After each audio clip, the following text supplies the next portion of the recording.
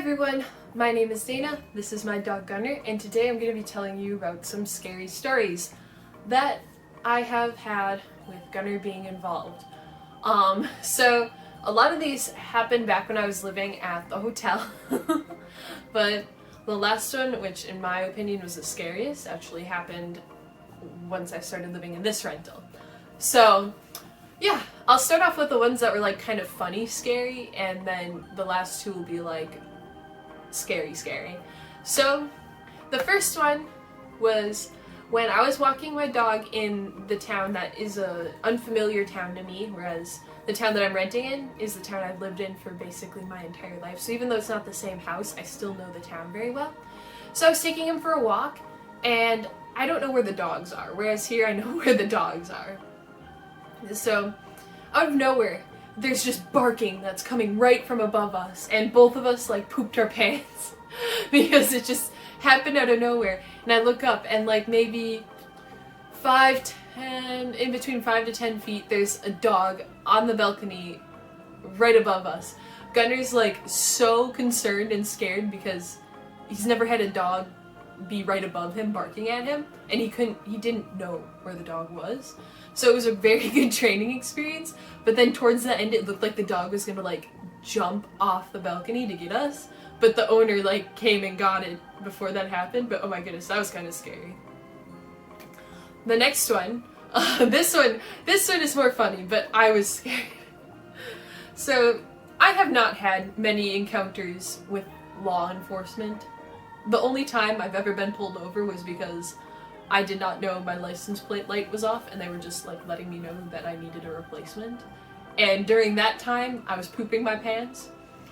So just imagine how I felt when I go to leave my dog outside potty in the hotel, where I have to walk him down a hallway and then downstairs.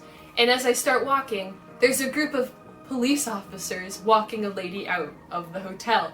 I'm like, oh poopy. I'm like, I'm so sorry. I turned around and went back. I waited for like 10-15 minutes, and by that time I assumed they'd be gone. So I go to leave Gunner outside, and just as I open a door, there's a police officer who's just at the top of the stairs to come back inside. I'm like, I'm so sorry, is it okay if I leave my dog outside potty? Because it was really late at that time and I really wanted to go to bed.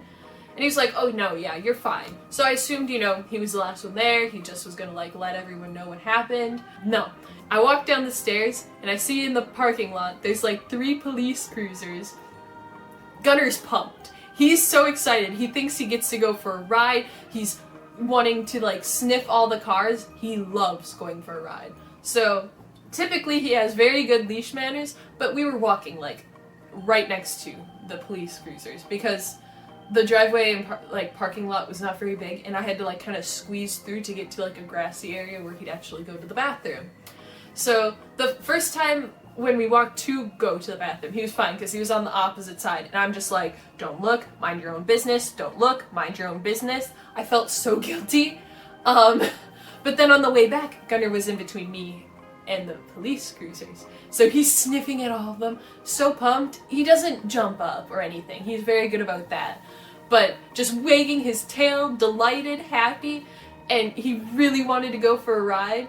And like the entire time there's like a cop in each car, and then in one of them the lady who was getting arrested was in the back of one, and Gunner was just pumped.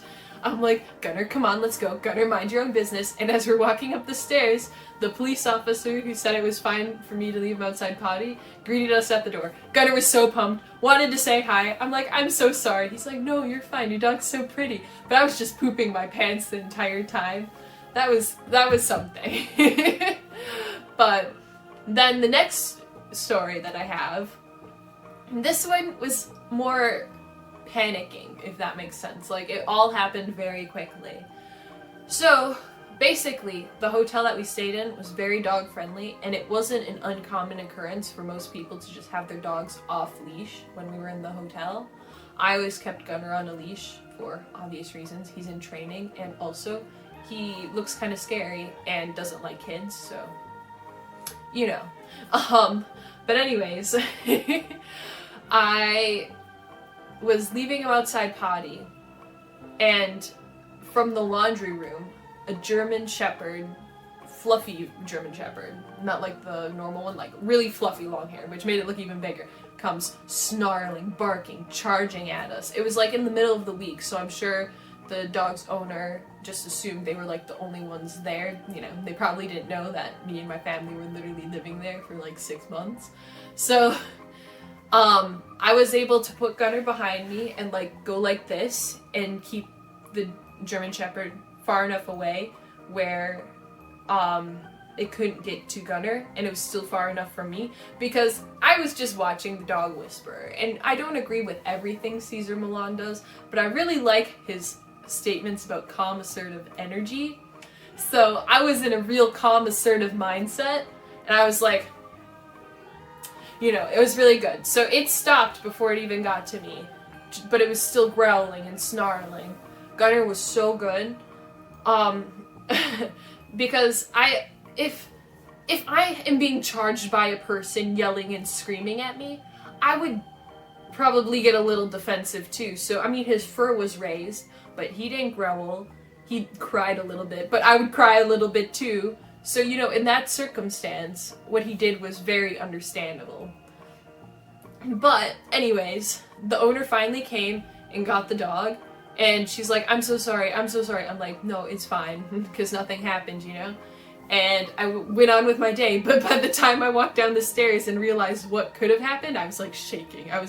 I got like a late fear response, if that makes sense. So, yeah, that was pretty scary. Anyways, the last one, this one was by far the scariest thing. And it happened not that long ago, I'd say not even a week ago. So that's why I want to tell this story especially while it's still fresh in my mind.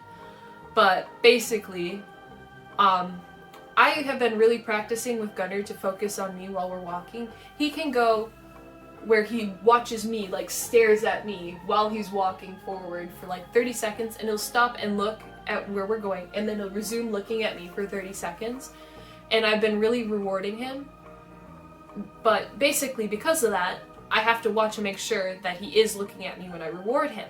So recently I've been doing it where not every single time he does that, he gets a treat. Sometimes I'll be like, good boy, and then I'll like look up, and then if he does it again, I'll be like, good boy, and every 3 to 5 times he looks at me, then he'll get a treat. I'm trying to make it where it's not treat time always, he'll still give me that even when he doesn't get a treat. But anyways, so the next time he was going to look at me was when I was going to give him a treat, and I just noticed that he was kind of concerned and looking at something. He wasn't barking or anything, he just was like head tilt, ears perked, and I was like, what is he looking at? And this is totally my fault, because I should have been focusing more on where we were going, but I was just focusing on Gunner and waiting for him to look at me.